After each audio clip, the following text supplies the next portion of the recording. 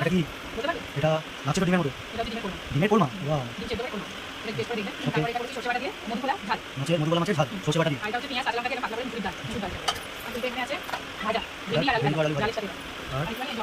হচ্ছে আম, ল্যাংড়া আম, পাতলা। আমটা তো দেখে একদম খাজা মনে হচ্ছে।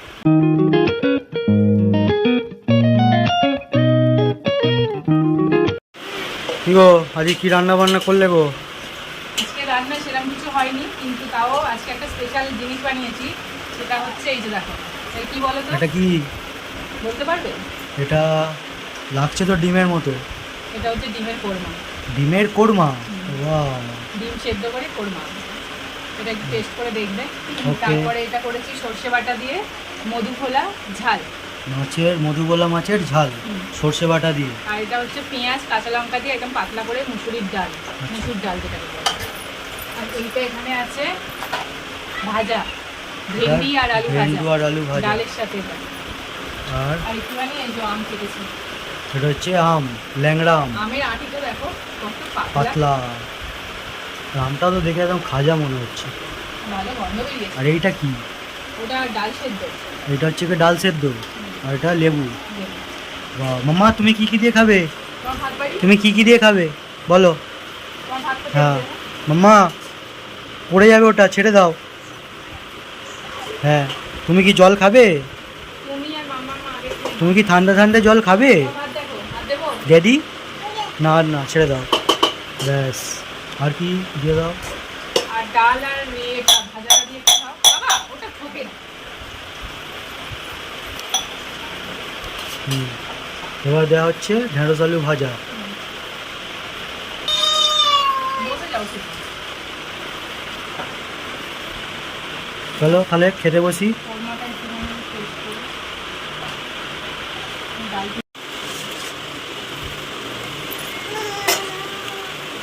বৃষ্টি পড়লে মাছগুলো না বিরক্ত লাগে।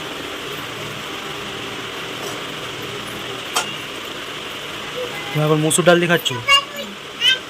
ভাত দিয়ে দেবো বলো।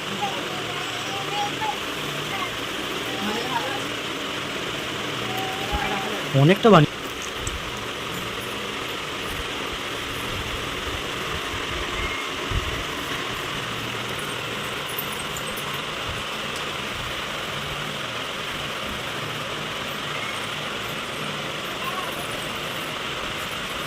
ডালটা কি ভালো ধরে যাবে আর ভালো লাগবে। টেস্ট হচ্ছে।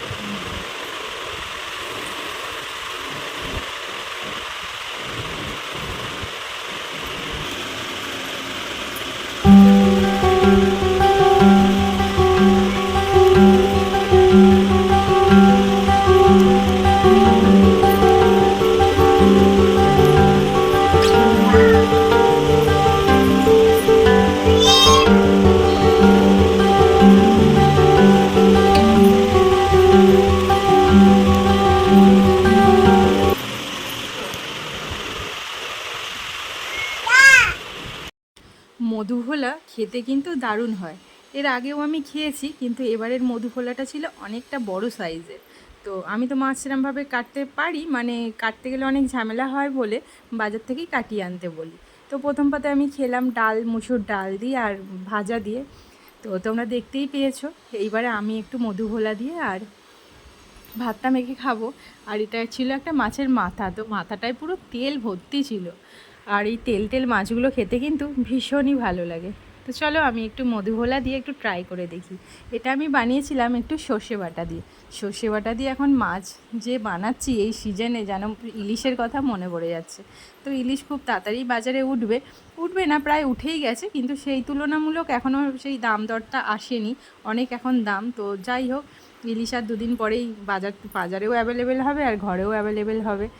তো আজকে মধুভোলাটাই ট্রাই করলাম, খেতে কিন্তু সত্যি অসাধারণ হয়েছিল। ভোলা মাছ তো নানান রকমের হয়, এই ভোলাটা কে কে খেয়েছো একটুখানি কমেন্ট করে জানিও। খেতে কিন্তু সত্যি দুর্দান্ত টেস্ট হয়। তো চলো আমি খেতে থাকি। আর আজকের যে আমটা কেটেছিলাম, আমটাও কিন্তু হেভি মিষ্টি ছিল। আর আম তো এই সিজনে খেতে ভীষণই ভালো লাগে, কারণ অফ সিজন হয়ে আসছে। আর যখন যেটা পাওয়া যায় না, তখন সেটা কিন্তু খেতে আরও বেশি করে ইচ্ছা করে। আর তখনই যেন তার টেস্টটা আরও বেশি লাগে। হিমসাগর তো এখন আর বাজারে পাওয়া যায় না, কারণ হিমসাগরের সিজনটা চলে গেছে। ওই আমটা প্রথম দিকেই ওঠে। তারপরে এই দেখো না, এত তুত্তু হয়েছে আমার মাম্মা। ও মানে এতটাই এখন দুষ্টু করে, ভিডিও করলে তো আরও বেশি করে দুষ্টু করে। আমি একা থাকলে একদমই সামলাতে পারি না, আর তার উপরে ওর জন্য মানে ভিডিও করতেও পারি না, ও এতই দুষ্টু করে। না ওকে সামলাবো, না ক্যামেরা সামলাবো, না আমি ভিডিওটা ঠিকঠাক করে করব। ওর দুষ্টু শুরু হয়ে গেছে। এমনি খেতে বসে এত লাফালাফি করছিল যে খাটের ওপর থেকে পড়েই যাচ্ছিল।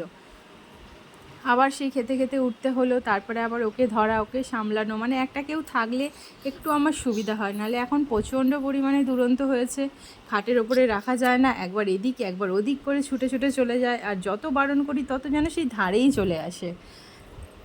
আর নিচে নামিয়ে যে রাখবো, সবাই বলে নিচে রাখতে, নিচে রাখলে না ছুটে ছুটে বাইরে চলে যায়, আর না হলেও নিজে টয়লেট করে, আর ফ্লোরে দেখা যায় না, তো সেটাই ও স্লিপ কেটে দুম করে পড়ে যায়। মানে আমি ওকে কোথায় রাখবো আমি নিজেই ভেবে পাই না, আর সারাক্ষণ ওকে দেখবো না আমি কাজ করব, আমি কিচ্ছু মানে বুঝতে পারি না। সব কিছু মিলিয়ে মিশিয়ে মানে একদম সেই পাগল পাগল লাগে মাঝে মাঝে নিজেকে। তো কি করব, যাই হোক সব কিছুটা নিয়েই চলতে হচ্ছে। আর তারপরে চলো, আমার খাওয়া প্রায় শেষের দিকে হয়েই গেছে, আর পেটে কিন্তু একদমই জায়গা নেই।